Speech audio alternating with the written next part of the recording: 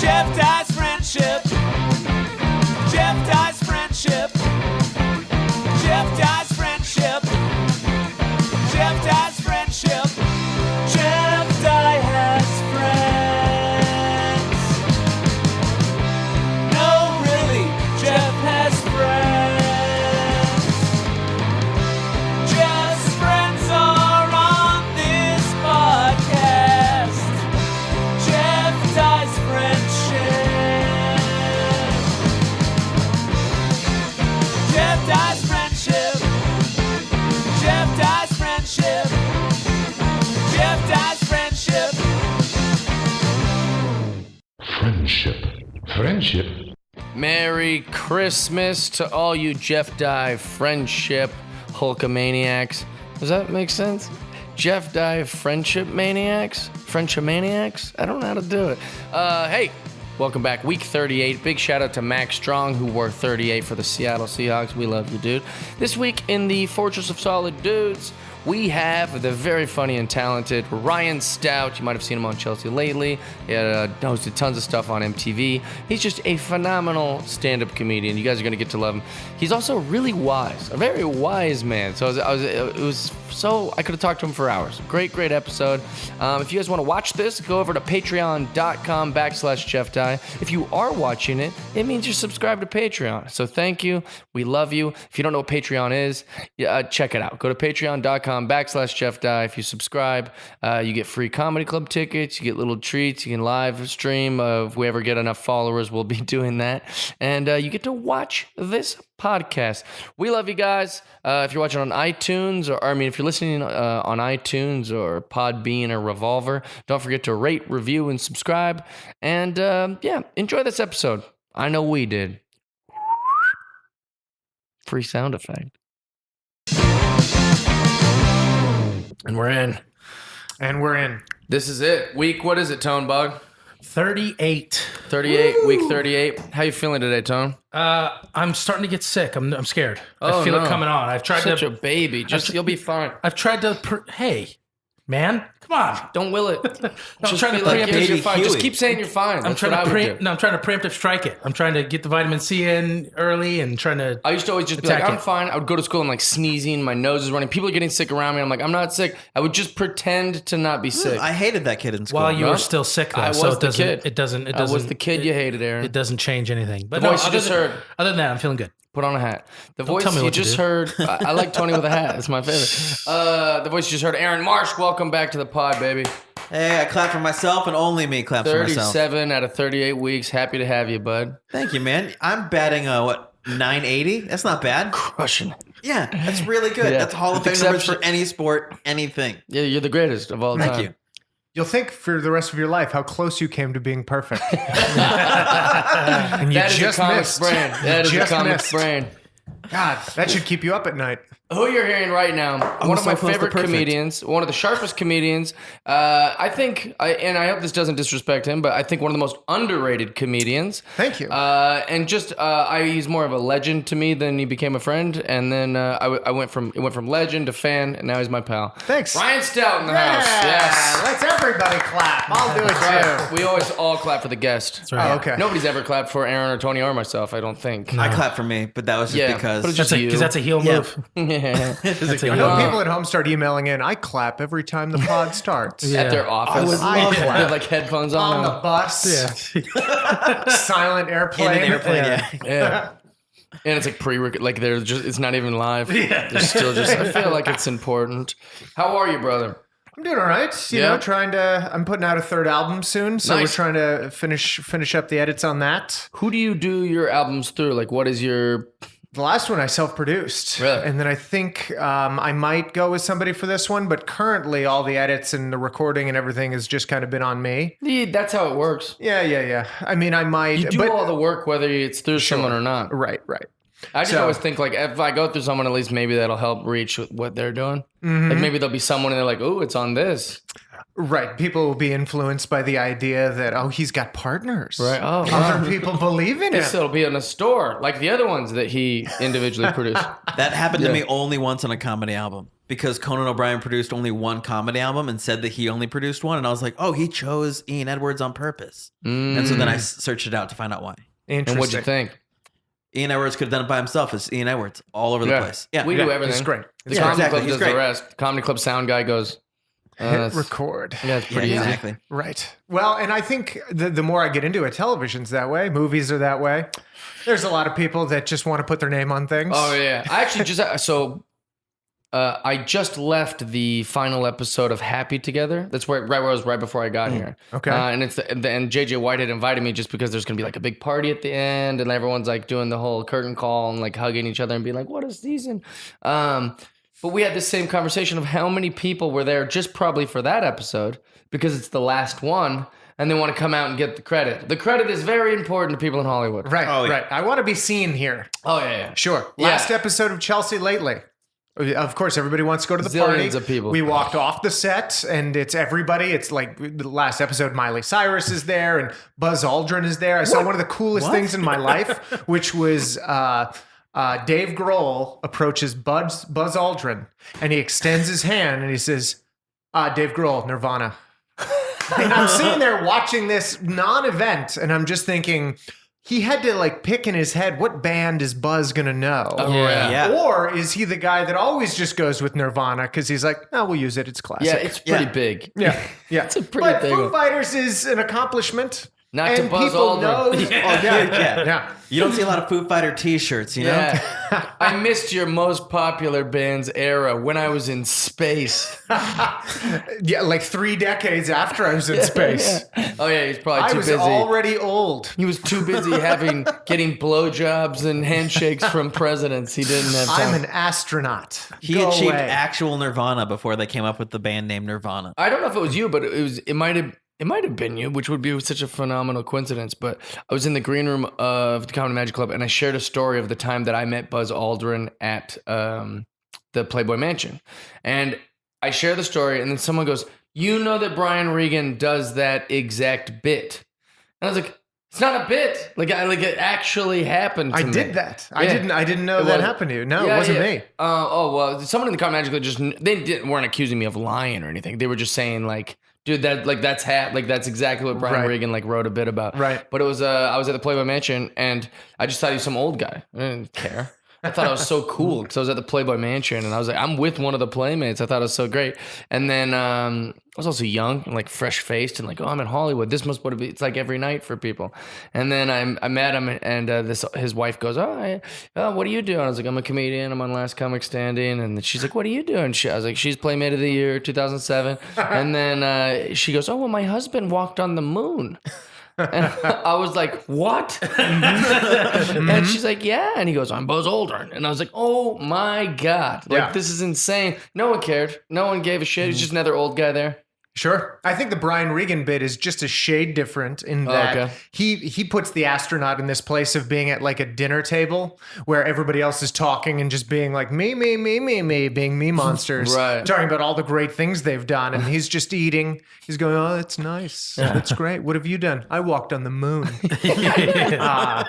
So the reveal of it just crushes everybody's hopes. Oh, yeah. You can't follow that. Right. Right. Well, I think, and Gaffigan's got a bit where he talks about how, like, the Pope's mom must be very arrogant.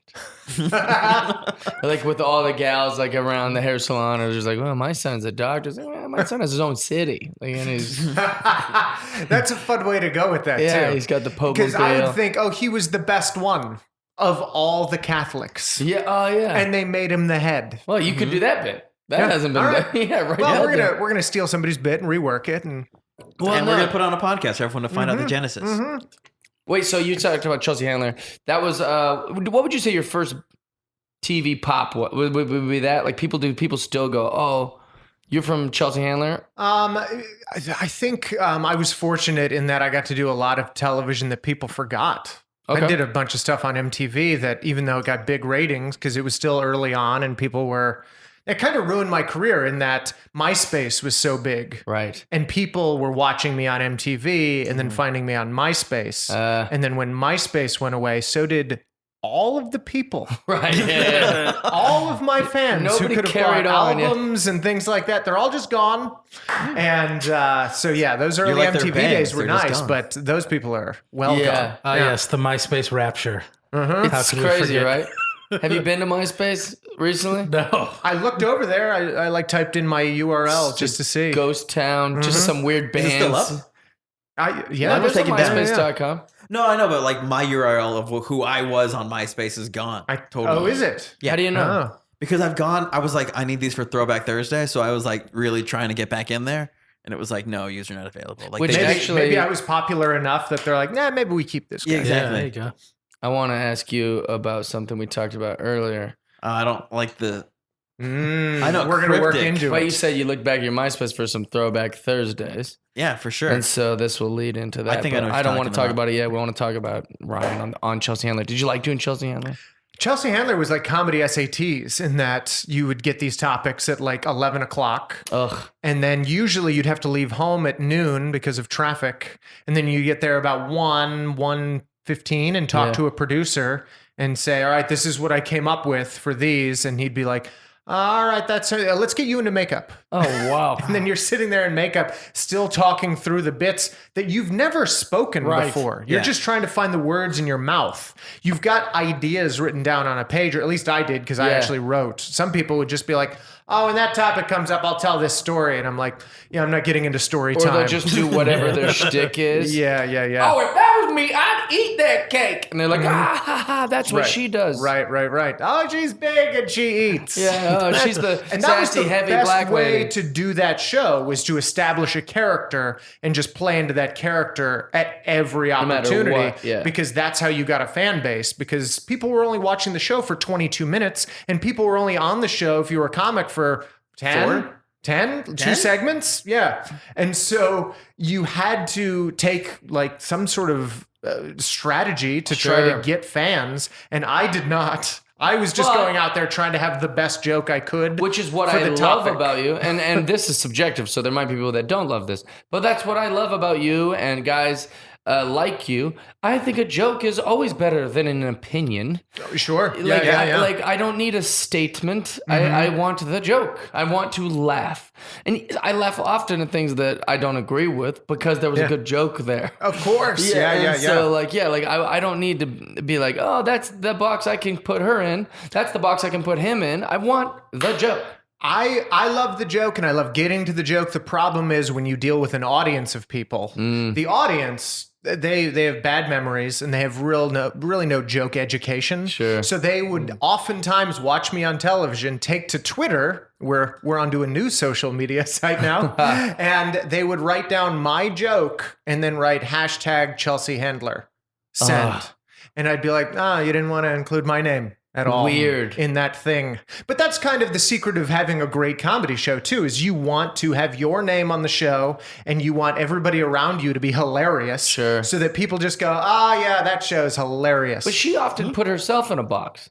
I would always want to know who the Chelsea Handler is. But it was just always easy, drunk jokes, very negative takes on whatever someone else has done, like saying, and then some midget jokes, which are just aggressive. because she had Chewy off to Yeah, the side she like there. would, she used a midget so she could get away with like being like it was weird. I mean, she paid the midget. Let's not. Yeah, he made a great living. Yeah, I get why he's doing it. So I don't know. I liked what she did in that it's hard to do 22 minutes multiple times a week and go out and have a show. And I know that if I did that, I would over prepare and just drive the staff crazy, being like, Sure. "We're not prepared for this one. We're not prepared. We're not prepared." Like my hair would turn That's what white. every late night host does. Yeah.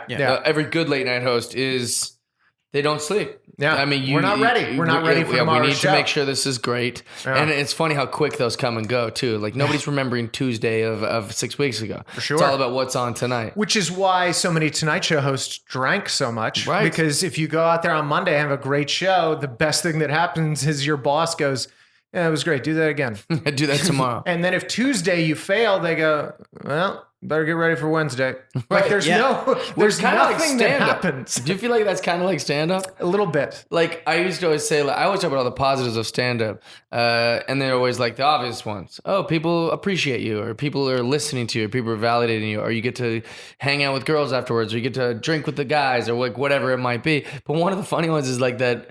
Your boss, like even if I bomb the whole night, my boss or our boss, bookers or whatever, will come up to us and go, you'll get him next show. They don't give a shit. Right. And I think the audience doesn't know that at all. They don't realize that the show that they're watching where I'm bombing, I'm thinking, yeah, guys, this is Late Show Friday. Yeah, this is what happens Late Show Friday because you guys are tired and drunk. You don't realize that Thursday was great. Early Show Friday was great. And when I walk off the stage, the booker is going to go, man, those people suck. Yeah, they were wrong. Yeah. And you guys think you're never wrong as the audience. Meanwhile, the person who owns the comedy club and watches all the shows knows full well that you guys are wrong sometimes. He knows you're wrong while he's counting your money, which is even better. These people are terrible. Good thing they paid more. I love the people too who are like, we got in for free. We have free tickets. I'm like, yeah, enjoy that $8 beer. Right. Yeah, you really tricked the game. 700% markup, and you're winning. Wait, so my family still thinks it's cool I give them free tickets. So let's not say that too When loud. did you first hear about Ryan Stout? Like, what is your first? He did Mark Maron's podcast, Okay. and I was blown away. And then I went to his Twitter, and then I was just like, Jesus, this guy's a monster. Oh, he's got a Conan. Oh, he's even a bigger monster. And then I tweeted at him, and he liked the tweet. Nice. And then I've been a fan for life. Oh, God, that was easy. Yeah, it's all It was takes. so easy. Yeah. We connected. Yeah. And then you had to be a goddamn I should have comic, said so it MySpace. doesn't matter. Yeah, not on MySpace. That's funny. I'll never pay for one of your You won tickets. the Boston comedy competition, right? Yeah. That's when I had first 2005. heard about you. Yeah. And this shows how not competitive, but how in touch Boston comedians are with Boston and and the comedy scene and just all the different stuff. That literally, it's like they all heard someone on their heels. Because I went into Boston. I didn't live there. I was just like visiting Brian Moot and Andrew Slater, and Josh Gondelman and all those guys. And everyone's like, "You heard about Ryan Stout?" Like it was literally like this this chatter about this guy, and he wears a suit, but his jokes are like really sharp and dirty. They're not dirty, but they're edgy for what you'd see a guy in a suit typically do.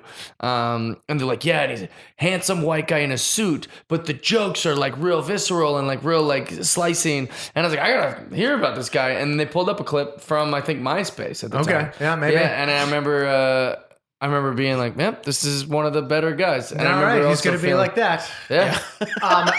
You know, and I think I was surrounded by that a little bit. Like I would hear those opinions, and I didn't heed them. I didn't let that like go to my head. Sure. Instead, I went, well, if that were true, things would be better right now. I'd have an HBO special. I'd have agents trying to get me stuff, and I don't. So I guess these guys are all liars. Like that's how I looked at the world. Like everybody's like, oh, you're great at this, and then I somehow got bitter from that. I actually got to a place where I was like, I'm just going to have to write more jokes. And actually, the act got dirtier after that. Really? Like more profanity. And yeah, the difference between the first album and the second album, like anger. people, you could hear me get angry. Really? Yeah. That's and so interesting. Only now that I've kind of put the latest stuff on record and am going to release that, I'm kind of getting in my head like, hey, let's get a lot cleaner. Let's return to that. Let's just, painters go through those phases where they're like, oh, yeah, this was his blue period. Sure. It was like, oh, remember when Stout got angry and dirty and then he got sober and then he was like, oh, let's do that thing we were doing when Kind we of were nice younger. chapter of your life, though, for sure. And I'm glad that we got it on record so that people could see the journey a little bit. Well, and also I imagine that's just as hilarious in a different way. Sure. Yeah. It's still the same comedic mindset, like trying to suss out the jokes a little bit. It works out how it works out. Did you mellow out? Like, do you feel like you've mellowed out from that? You know what I feel like happened? I feel like I rediscovered, in my mid 30s, what the hell we're trying to do here. Sure. Like in the early days of stand-up comedy, it was just a lot of try. Because you don't know what you're doing. You're just trying to do something. Sure. You're like, I guess there's this ladder I have to climb to get to the MC level and then the feature level. Yeah, it all and made then- sense where we were headed. Yeah. And I did what happened with me, it happened with you at the same time. We did a Comedy Central Presents the same season. Yep. I fell off at that point. Okay. Like depression hit hard because the ladder didn't make sense to me anymore. Sure. There was nothing else. I was like, well, what do we do now? I Yeah. guess we'll just write more jokes. And I remember hearing executives at Comedy Central go to me, well, you know, Jeff, your Comedy Central special just really didn't move the meter. And I remember, like, I still get, like, it still makes me, like, feel like so, oh, is this it? yeah. Oh, so Wait, my career's over Was now. this the end? Or, Oh, nice. Is Hollywood Video still? That's the backup plan. I had Hollywood Video. I could go I back was to Hollywood. Enterprise Rent-A-Car. That was my backup. Yes, Yeah. I'm on. I was like, it was so frightening because none of those really popped. I don't think. No, Like, not nobody's really. Comedy Central made them since like One Dane person. Cook Yeah, exactly. or Mitch Tell. Hedberg or Todd Barry, like that generation of Of which was East what, Coast 10 years comics. prior. Yeah, 10 years prior. Before MySpace. Yeah. Right. By the time MySpace came around, you could bootleg them. Yeah, you could- Which I think might have been part of it with things like those early like Napster and Kazaa and stuff like that. When you could actually download video, Yeah. people were getting stand-up specials pirated off of the internet. Yeah. And if you had a special that like got into that kind of rhythm, people found you. Yeah. It helped. When also it just didn't hurt that like Comedy Central would just air those on repeat. They weren't so interested in like content of like South Park or these kind of things that they do now, which is great. But you could say Comedy Central was kind of like stand-up Comedy Central. It like, was. What it was. It really They would was. just put Dane Cook's CCP like on repeat from like 1 a.m. to like 5 a.m. You just turn it on. It would just be on. And you're like, And it was must be the best. inexpensive content for them because they were like, we already paid for these. Sure. And clearly the people are watching them. Right. So we're making advertising dollars. Put on another one of those that we already recorded. Sure. These are great for us. well, yeah, it was like this library that you got to like kind of go through. But now it's like I've seen, I don't know who it was, someone at Montreal this year. She was like, it was really uncomfortable, but she said to everyone, she goes, hey, everyone, I know we have a big show tonight, so it's going to be great. But also just so you know, I have a special on Comedy Central that's going to be on Friday. So if you guys want to watch that and just maybe spread the word. It's like 12 of us. And we're like, all right, we're all comics also in Montreal. Do you think we're going to go back to our hotels on We're all going to Friday? tweet that right now for you. Yeah, it was so uncomfortable. Let's promote for you. And I remember thinking, like, God, that's going to be brutal. Like, hers is on like a Friday night. That's what they did with ours. They put them on like Friday nights. Friday because they were just trying to compete with something, or they decided that they couldn't compete with something. Right. And they're like, well, if we're going to fail. Yeah. I think mine aired once and maybe twice. Did you ever watch it on air? Did you I see watched it on it air? that night. Yeah. I watched mine in a hotel room with my arms folded. Oh, really? Standing in front of the TV. Just literally, I stood there in Icing front of the yourself? TV and I was like, all right, that was fun. And then I immediately All right. wrote down a list of the jokes that got used. Oh, Because, yeah. of course, we did the taping, but So we you don't can know still what they're going use to the- edit exactly. out. Well, yeah, how That's many so minutes smart. did you do live versus how many did they air? I did 32 minutes or something like Yeah, that. I did about that, yeah. And then they aired 21. Okay. Yeah. And I remember at the end, she goes, which ones did you like the best? And I remember looking at Barry Katz and being like they're going to use the ones I liked best. Yeah. So I remember thinking which ones did and didn't get used. But So I think a lot of the like time in my 20s was spent like just spinning my wheels in my head about this, like, how do we get ahead and how do we make money and all this? Sure. And then I think I stopped drinking. I got sober. I lived with my girlfriend and like life got very stable around Sure. me. And then I was like, what was the whole point of this comedy thing? And it dawned on me. It was like, oh yeah, curiosity. Right. You liked the idea of coming up with a joke and looking at it and go, I wonder if other people will like this. Let's go tell that on stage and find out. absolutely. And I think what a lot of people who aren't comics don't realize is when you do that in front of an audience and they laugh or don't laugh, you just go, okay, you people voted. Let's see what tomorrow night's audience thinks.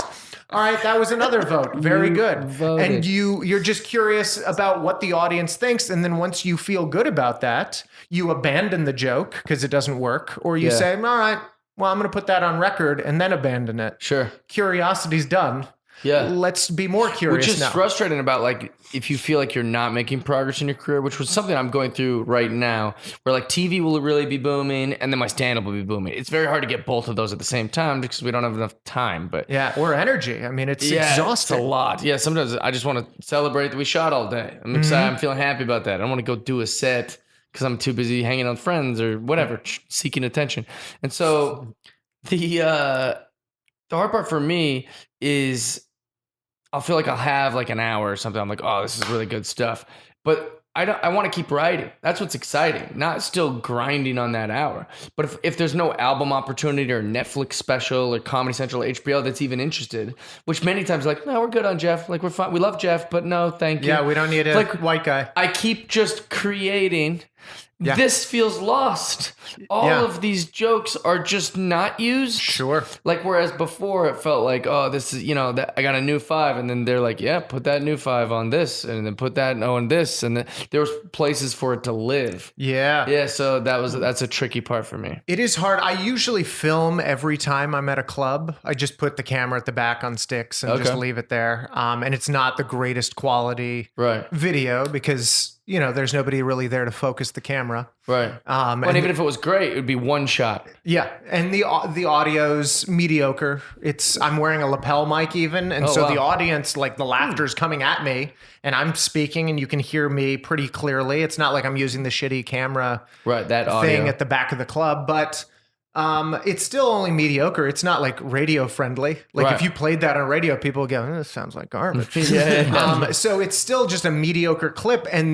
But what you're saying is, I wish I had a place for that joke to live. Oftentimes I go, well, I guess I'm going to put that on YouTube, and then it's just gone. Right. All right, so be Yeah. it. At least it's somewhere. Have you revisited any of those jokes, or do you just have no interest in ever dabbling in those again? No, I do try to revisit them. It's sad sometimes though. Like I had this joke about Smart Water and how I thought that the spokesperson for Smart Water should be Stephen Hawking, Yeah. and then Stephen Hawking died this year. And so that joke is just, you bring that up and the audience goes, oh. Yeah. And so I go, well, the joke lives on YouTube the way it is. But you've turned that into a nice little thing. Sure. Yeah, Yeah. yeah. So you 'Cause guys you're- can tell that I was working on something Yeah. and it exists somewhere. Right. But You've turned that into a really clever thing yeah. since then. Yeah. So there is a way to make it live. Yeah, you can make it live, but I understand what you're saying. Like, Yeah. there's almost like a disappointment there Sure. of like, I did all this work, I had all this curiosity. Right. Can I make people laugh? I can. Oh, you guys don't get to hear that anymore. I It's had just like gone. a 35-minute chunk about how women aren't equal and women aren't equal to men. And then by the time I get to the end, I have convinced everyone. I have used verbal manipulation and words and semantics in a lot of ways to convince this crowd to go, yeah, we're not equal. We're not as strong. We're not as big. I do like a whole, like it's insane that the witchcraft I pull on the audience, but it's because they're laughing and I'm making points or whatever. Yeah. And I always think about like, well, that'd be great on an album somewhere. That'd have been great. But I don't think I'm going to approach that material now in 2018. It is. Yeah, it's a little I didn't tougher want- now. Like things have changed. And with the times changing, the joke is definitely not as appropriate. So that as- 35 minutes is just gone. Yeah, essentially. Oh, that Yeah. hurts so I bad. could sort of change it if I want. You but don't have any recordings? well, no, I've recorded them all. Okay. I just don't know where to let them live, Oh, sure. Yeah. That's well, all. and I think all my YouTube clips are time stamped. Like it's on the video. Like Oh, this nice. is the date and this is the location. It's great. So if you want to tell me the joke isn't funny, I can go, really? Because it was really funny in Appleton, Wisconsin back in April. And that's the proof. You think Yeah, Cosby yeah. does that? Because it was funny in 71. I was Yes. a funny person in the 80s. Yeah, Yeah. come on. That's the other element of stand-up comedy that I think the audience never comes to recognize. Like when it comes to sculptures, have you seen the Venus de Milo? It's in the Louvre in Paris. Yeah. You look at it and you go, this isn't really better than the other sculptures. And then you realize, yeah, but it was first. Yeah. This was the sculpture That's before how we watched those. Richard Pryor. Yeah. Me and Aaron talk about this. Sure. When I first heard Richard Pryor, it was the year 2001 or something like that. And I was like, this guy's a hack. I was like, white people like this and black people like this. And then I realized, oh, no. No, he was ripped off so many Thoroughly. times. It became the standard. Yeah, like Casablanca. Yeah, exactly. And Yeah. it's like he's the forefather of this. Like Right. now, so many people were inspired and loved him that they've just essentially ripped him off wholeheartedly. Right. Yeah, it's hard to respect it. I mean, and we're not talking about like changing the world of comedy here. I'm just talking about one joke. Sure. Like when somebody complains that one joke wasn't funny, I Right. went, well, it worked for 2 years. Right. From 2011 to 2013. Yeah. Also- So during that time period, it was a gem. You can't tell me otherwise. Yeah. I can understand that the times Yeah. change. I'm not arguing with There you. is I will proof. never apologize for it though, because that tells that if I apologize for that old joke, I'm essentially saying that the culture at that time Right. was wrong to laugh. Yeah, but yeah. who am I to apologize on their behalf? That's true. They were totally on board for that. You should be thanking me that I have this little record of what the culture was like. You're welcome. Yeah, it's so funny. But I do think that is interesting that you bring that up. Like, like you said, you wouldn't apologize for something if it was old like that. I mean, What do you think about like this Kevin Hart stuff, like all that? Like, there's a record of him being homophobic or just using terms that are not that sensitive to the gay community. Right, right. Almost 8 years ago or whatever. Yeah. Where he clearly isn't like that now. And if he is like that now, he's way more cautious right. about tweeting those sort of things or saying those sort of things. Sure. Do you think he should have to apologize for those kind of things? I didn't even look into what the tweets were. Okay. Like, I will always stand up on behalf of like a structured joke. Okay. But when it comes to just the usage of certain words, I go, well, if I don't know the context, I can't. Right. I really don't know. Yeah. But the other thing with Twitter is anybody can publish anything on there. Sure. So making a determination about what words and what time period, I just go, I don't know. Right. I don't know.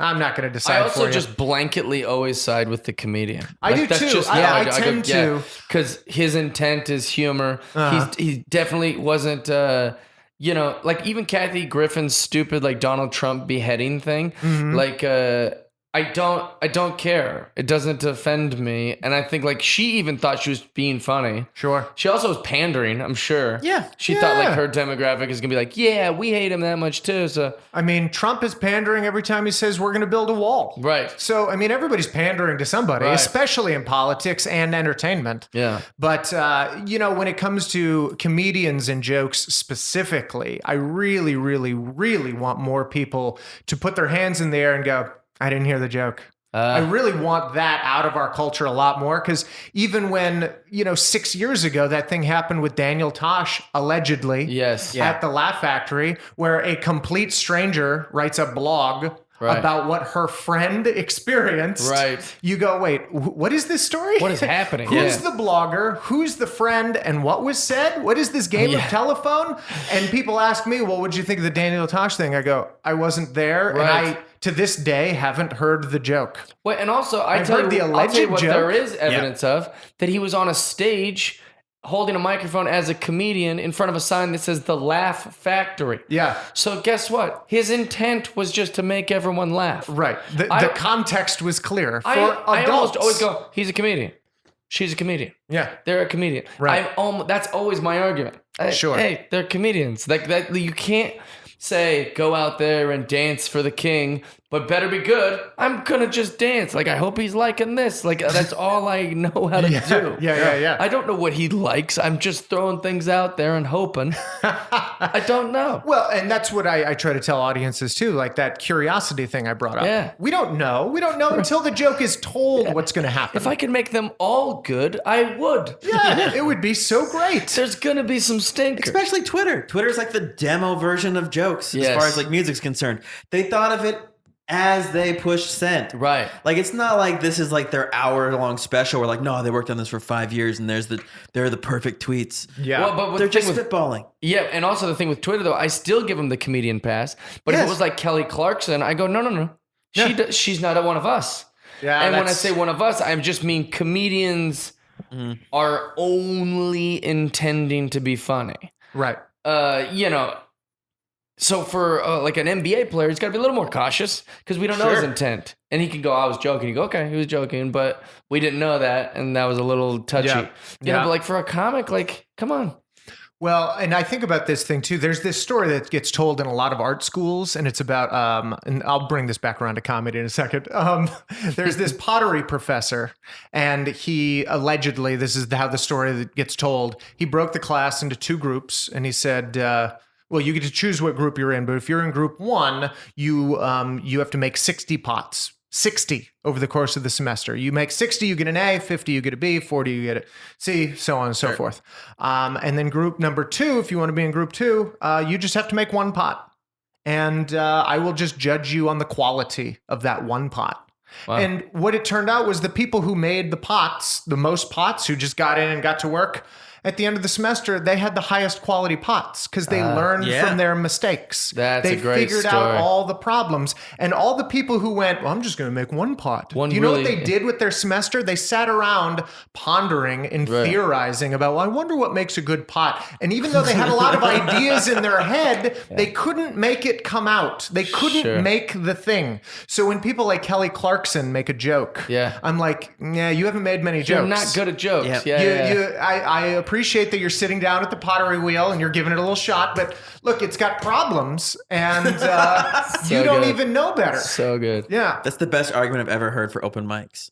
Yeah. You gotta just go and make shitty pots until you make good pots, man. Just figure it out. Just keep making there's pots. an old like philosophy, like Jim Rohn used to talk about it, or maybe it's not Jim Rohn, but one of those motivational guys used to always be like, people are so busy trying to work smarter that they forgot about good old hard work. Yeah.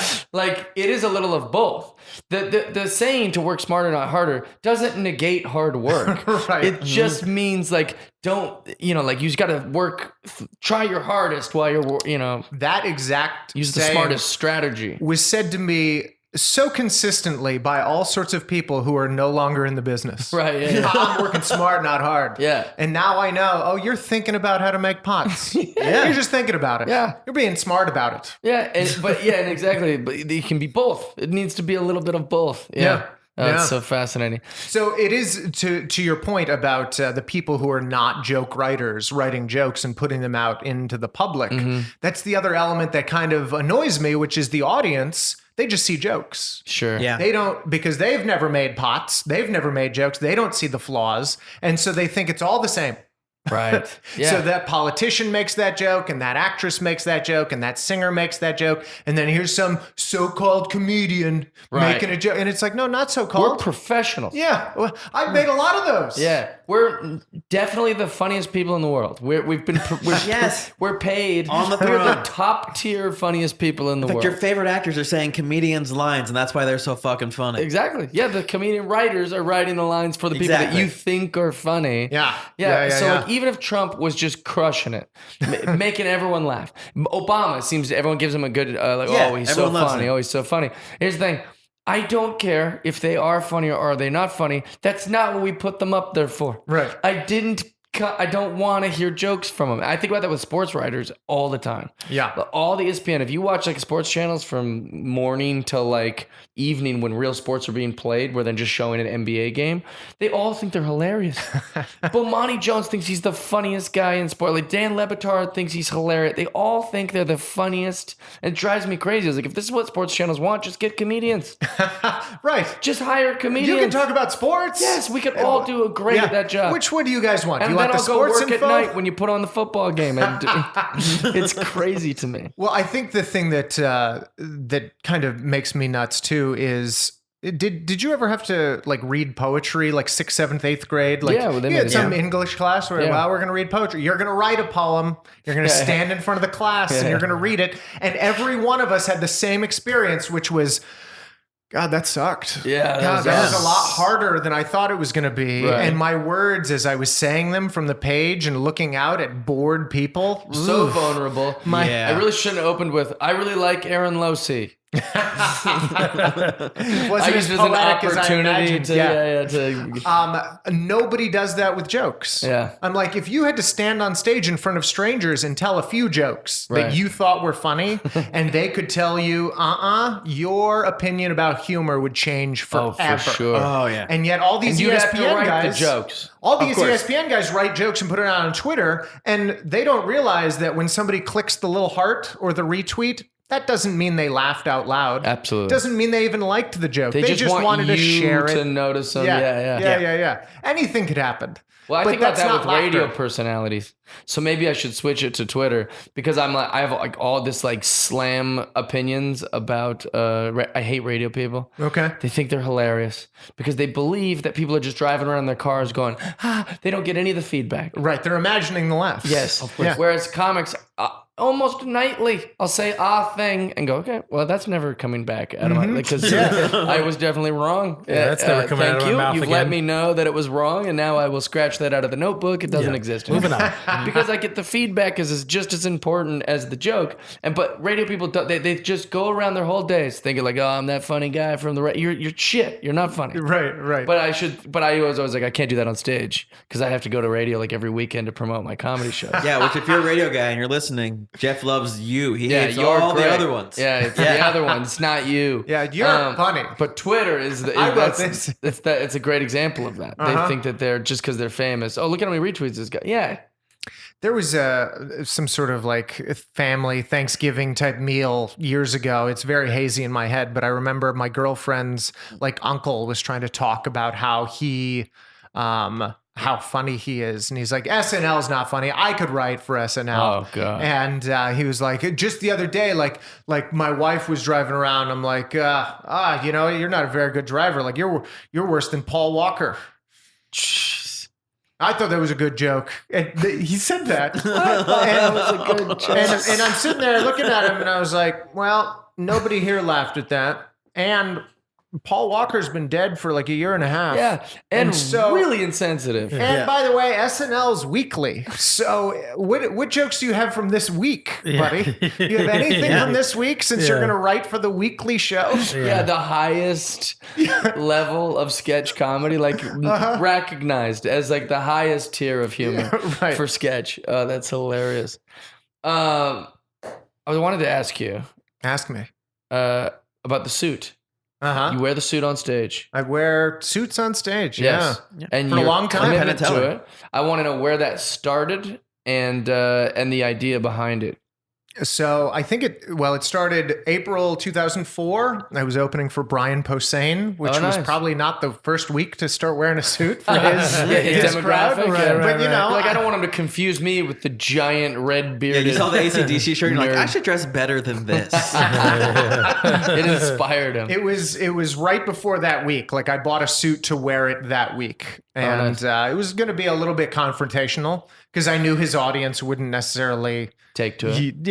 But at the same time, I was in San Francisco, and Greg Proops wore suits, and Robert Schimmel wore suits, and David Feldman, who's a hero of mine, wore suits, and I just thought back to what people were wearing on stage. And if you're in San Francisco, pictures of Robin Williams are everywhere. Right. Yeah. He's got the suspenders that are rainbow, and he's got all this other, crazy. He's sweating through his shirt, and it's like, oh, you see that guy, and you know he's going to be bouncing around on the stage. Right. I said, so what happens if I go up there wearing a suit? Oh, you're going to expect me to stand and talk.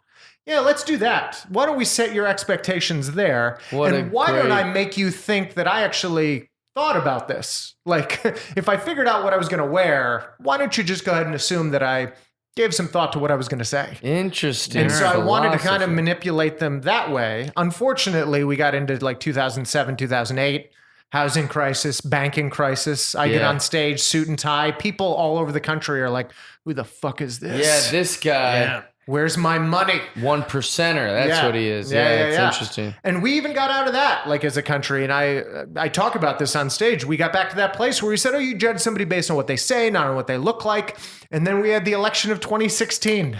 And everything was off the table again. All the judgment came rushing back in. Yeah. I get on stage, suit and tie, and it doesn't matter where I am. People are like, what color tie is that? Whose side is he on? Oh, interesting. And you just sit there and go, God, you guys are really trying to figure out what this is going to be before I even open my mouth. What A lot color of tie fear. is it? Clear? Sometimes. Well, he has a lot of. Yeah. Well, there's a clip on Clear. YouTube where I'm wearing a specific tie that if I kind of turn a little bit, it's got this red sheen, but if I turn the other way, it's a little blue sheen. Nice. Oh, And see I that said, dress. yeah, see that? Because I'm full of shit, everybody. It was in Seattle. Which is comedy. It was at Essentially. the Comedy Underground. Oh, you That's should where do I that at did a it. swing state, really. Yeah. I was on stage. I love to lean, like that's one of the things in my jokes, like on like a lot of the structure that I try to do, is I will always give one very liberal example and then one conservative. Yeah. So that those people laugh and go, I think he's on our side. And then the literally the next line is like, wait a minute. Sure. That's what South Park does. Yeah. You did that with the gay marriage joke. Yes. You used to do that. And it really upsets me that you would, everybody knows they're there for jokes. So you say something like, I'm against gay marriage, pause. And it's like, all right, we're going to do the punchline now, everybody. Yeah. And you even mentioned in the bit, like, some people don't let you even get to the punchline. They're already upset. They want to interrupt in the middle. And you go, guys, that's not how these work. I've heard over 100 times since that album came out, over 100 minimal. People go, oh, we almost turned it off while we were listening to it.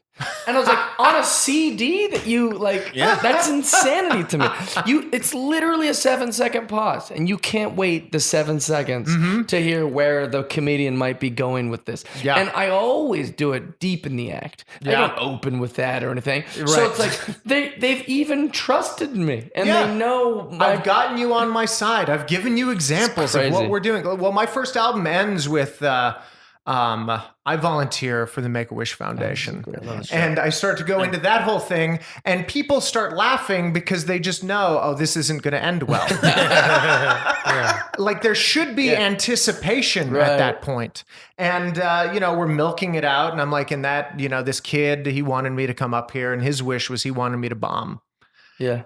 And when a crowd is on your side, they're silent at that point, and they're maybe giggling a little bit because they're like, well, you didn't bomb, so what happens now? Yeah, the tension. And then we hit the punchline. But I can't tell you how many times drunk people would just be so angry at that point. They'd be like, you did bomb. And you're like, I didn't. Yeah, And you've wrong. just ruined the final joke. Yes, it's the worst. I just tried to teach you for an hour. I tried this to works. teach you to wait for the punchline, and you didn't figure it out. Such a big part of comedy is listening to an audience, loving performing for audiences, while also inherently hating the audience. Well, because it? you realize they're the biggest hurdle Yeah. It's for like the it's job. the closest I'll ever have to like real family. Like just, like I love them as much as I wish they would all set it on fire. Wow, that is that's a very deep thing. I had this woman who she was just this brilliant acting coach of mine, and we were talking one day, and she was like, Ryan, you're really only funny around the people you love. Yeah. And I thought that was such a deep thing to say. Yeah. And I was like, man, I have to learn to love the audience. Right. I do Fuck. love. Yeah. Yeah. Damn it. Damn. Well, that's the thing is because I think I'm pretty open about who I love and how much I love and things like that. So it's easy for me to communicate. However, I do feel like a lot of crowds or a lot of comics get up there and they're not in touch with that. Like they're like these people. Like, oh, those people. He's like, we need them. Like they. Right. I do that as a joke. I will often say, like, how do these animals look? Have the vermin left? Is the showroom empty? Vermin left. Like, I'll do it as sarcasm to people in the business, and they go, oh, yeah. Yeah. But that idea, once I got back into that place of, like, you're only funny around the ones you love, I had to like look for some empathy with That's the crowd interesting. to be like, oh, it's not that you're not energetic because you're bad people. Yeah. Oh, some of you aren't energetic because you're on opiates right now because you have a pill problem. Oh, I see. Okay. Some of you aren't energetic because you never learned how to be an audience because Right. you grew up poor and you grew up with parents who had never been to a live show. So you don't know how to behave in public. That's okay. amazing. And I just trying to like find these stories of empathy to be Yeah, like, that's it's empathy. okay that you're being a shitbag right now. It's okay. You didn't know I better. always blame the host or something. I'm like, man, this goddamn guy, he didn't set him up, you know? I must never take it out on them. That's hilarious. What were you going to say about you're only funny around the ones you love?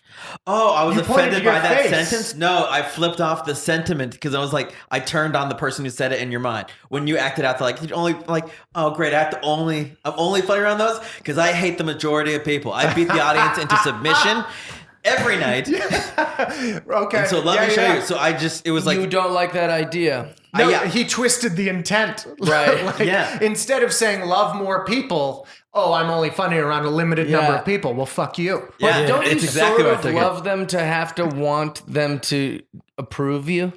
Fucking no. Not at right. all. No, I feel like the opposite. I feel like it's like, Because if you truly didn't care about them, you wouldn't be spilling out this art form of like, I hope they really like this.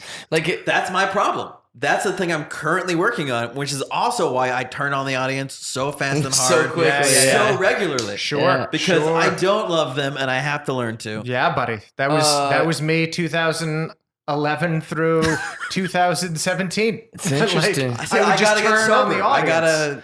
gotta. Yeah, I mean, it's weird. You're You just, pretty sober. I know, actually. you just find a little love and just try to expand upon it. Yeah. It's weird though, but you also go up with this attitude of what you're asking. You're saying, well, why would you perform for these people if you don't love them? And I know why, because I'm going to show these fucking Right. people. Yeah. Oh, that's I'm gonna interesting. make it with a chip Oh, on they my don't think shoulder. I'm funny. Yeah, you Yeah. pieces of shit. You're Yeah. about to find out. I did a gig with Ari Shafir. It was for the Summit group, and it's like a famous. They're all winners. Mm-hmm. Every one of these things, they paid $5,000 to be at this conference. Yep. I mean, they're all very young and successful. Like Jada Pinkett Smith talked that night. Bill Gates was there. Who's the guy they're making fun of on South Park currently? He said he invented the internet. Al Gore. Oh, Al Gore spoke at it. Yeah. And like me and Ari Shafir are supposed to do stand-up comedy or whatever at this thing. Great. And it was funny For a because bunch of people who think they're smarter than you. oh yeah, but Yeah. but they were winners. I mean, these people were good people, like Mm-hmm. really successful, like open to hear. They're hearing a lecture from Jada Pinkett Smith. They're pretty open-minded. Yeah. Like, what's he gonna say? Like, y'all's dads should be famous. Like, what? Right. Valuable lessons is he teaching? So, anyways. We do the whole thing, and afterwards, someone goes, "You didn't even have a good set. Just everyone really loved you." Yeah. And they were like, "It wasn't your joke. You told that story about the kid on the plane, and like everyone's just rooting for you, Right. And they go like they were smiling, and I remember like sitting and thinking like, that's interesting. Do I need better jokes, or am I onto something here? Yeah. No, I mean, charisma will take you way further than good joke writing. That was interesting. Yeah, I mean, Yeah. audiences want to like you. Yeah, They're desperate and they don't give a fuck why they like you. right. Oh, that's true. Because if you say, why didn't you like that guy? He had great jokes. They go, it doesn't matter. I just didn't like him. Yeah. But if they go, I liked that guy, you try to explain to them, this joke was hacky and that was unoriginal and this, and they just go, I don't know, I liked it. Yeah, exactly. Like, how many people are like just nationally loved by everybody, and you're like, but they're not a good comedian. Sure. And they're just like, no, we're gonna go see them and support them forever because we love them. Yeah, So likability is huge. I have to do Oh, this yeah. because I've already mentioned poetry and sculpture and pottery. How do you know all these things, by the way? I thought it was important to study art a little bit Cool. since And we're only all, art? since we're all trying to like create things, Yeah. like look at other people that created stuff. Yeah. But Thomas Kincade was a painter, and you probably know his work. I know it's just I got because a buddy who it's- stole one of his pieces at the mall. It whoa. made him a legend forever. Really. Because most people steal. Everyone steals at that age. Not like my buddy. My buddy stole like a piece that was like the size, like 4 of those pictures right. It was huge. The It's level of like balls you 4 have to feet just by take. 7 yeah, you have to feet. like take. He just took it off the wall. He was and 10 feet walked out of tall, South Center 5 Mall feet with wide. it. I've never seen Incredible. anything like it in my life. And buddy. it was a Thomas It was Kincade. a Thomas Kincade. So Thomas Kincade did these saccharine little paintings that were like cottages. Yeah. And he's got his wife's name hidden in every painting somewhere. Barf. And it's like, oh, winter cottage and oh, meadow cottage and all these. And here's the other thing. He was an asshole who liked to heckle comedians. So I don't feel bad talking shit about How him. do you know that? Because he heckled Moshe Kasher at Rooster Teeth Feathers. Oh, I was love And, this. also an and asshole thought, who and heckled thought him. like, no, this is what you do. Like he was known for being like, oh, I'm an artist and people talk shit about me all the time because I'm very, very popular. Right. Right. So I can just go and interrupt comedians, and who cares? Yeah. But artists, people that paint, are just like, fucking Thomas Kincade. Let's do another saccharine little goddamn Right. cottage. But like old women are like, oh, I like his paintings. Right. Like being likable gets you way further Sure. than actually doing good work. Think of Ann that's Geddes. true.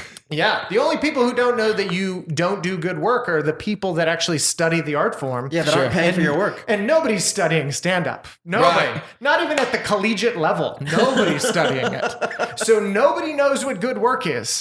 That is the funniest truth of this whole entire podcast. You remind me of Seinfeld, who's like my favorite human on the planet, of like the way he'll explain things in like little, like that Pottery thing was a very Seinfeld. Oh, yeah, no, when he did it, I was like, that's a clip we can share in there. Yeah, forever. that's definitely how Seinfeld loves to explain things, like in regular life. I enjoy that. So wait, I wanted to ask you this before we get done here. We talked about that. So you wear the suit. Sure. You do the shows. Do you have to like ever do like corporate events or anything like that? Do you think that gets you more or less, or it has nothing to do with it? I rarely get asked to do corporate stuff, and when I have, it's usually just like host. Oh, okay. I've hosted award shows Yeah. and various things like that. Do you but hate doing that? I like it. You like it? I really do. I really enjoy doing it when I get to do it. And I like doing most things that I'm asked to do. If Yeah. somebody invites me to Me do too. something, Yeah, I feel so honored. Yeah. I'm like, oh, of course we could do that. Like people ask me to do podcasts all the time. Yeah. And I go, yeah, I'd love to. And they go, really? I go, why did you invite me? And they're That's like, funny. well, we didn't know if you'd say yes. I was like, I'd be honored. Yeah. Of course. Thank you for including me. Absolutely. That's why I got into this, to just be included in shit. That's great. I identify with that a lot as well. No. But the only time I get butterflies is when I have to do like a corporate event where they're like, okay, so like just you'll go up there and do your stand up. Is it okay that they're eating? And I'm like, oh God, no, like they shouldn't be eating. Yeah. And like, no, but we're just gonna maybe like every few minutes while you're doing your comedy, we'll say like a table is allowed. Like we'll just announce a table that can go get their food. And I'm like, no, this is not. How about I just perform after they're done eating? And they're Yeah. like, oh, would that be better? You're like, yes, that would be way better. Like I told a woman, distraction is the enemy of comedy. she was trying to do that about, oh, they'll just eat during. That'll be fine, right? I was like, I mean, people can choke to death. That's fine. You think that's all right if I make somebody choke while they have food in their mouth? I mean, this is on you. This is your event. Oh, that's and so she went, funny. yeah, maybe that's a bad idea.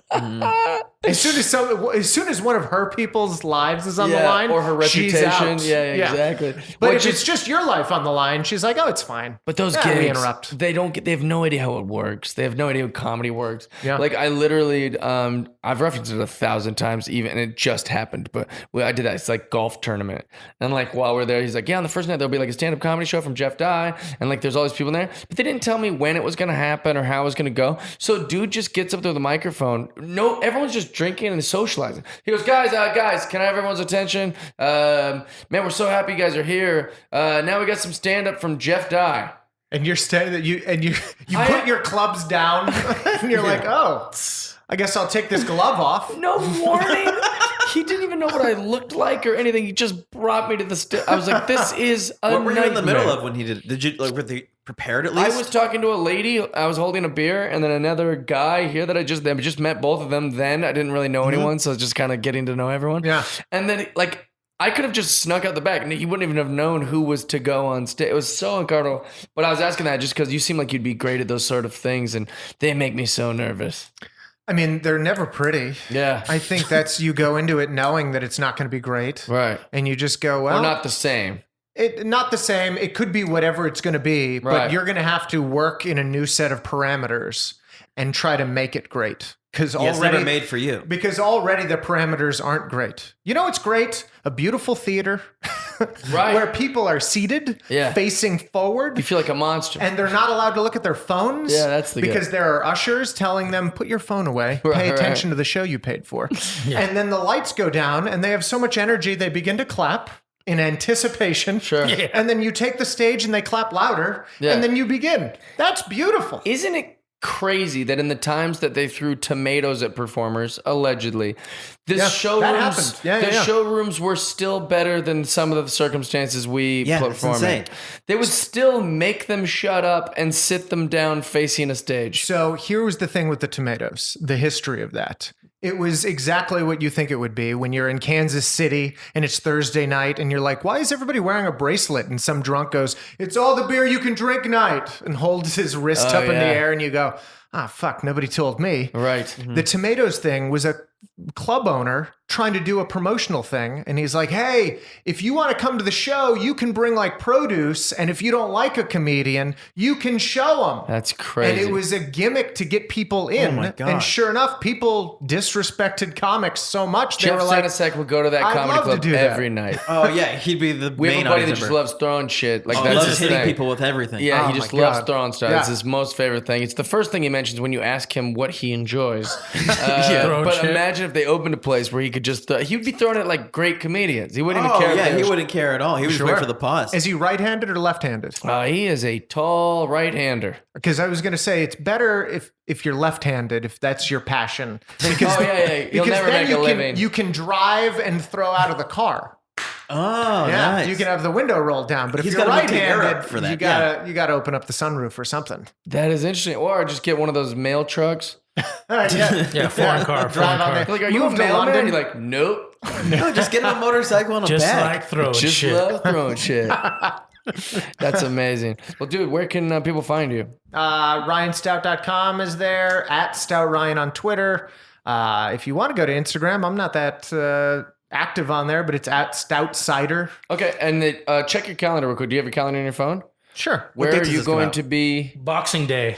This is going to be Boxing Day, December Boxing Day. 26th. December December 26th. And beyond. I'll be in Miami that week, but not performing. If I could just ask this one favor, if people could just go to YouTube, type in Ryan Stout, and maybe look at a few clips. There you That's go. all I really need. Smart. Or if you're on Spotify, type my name into Spotify or Apple Music. Listen to the albums. Yeah, listen to the because jokes. I think people don't realize that just getting a few clicks really does help. Sure Absolutely. it does. And if you can give more than a few clicks and actually listen to a few different tracks and maybe become a fan, that helps a lot. Absolutely. So don't check out my tweets. Check out my actual goddamn there you work, go. It's everybody. Great There you go. advice.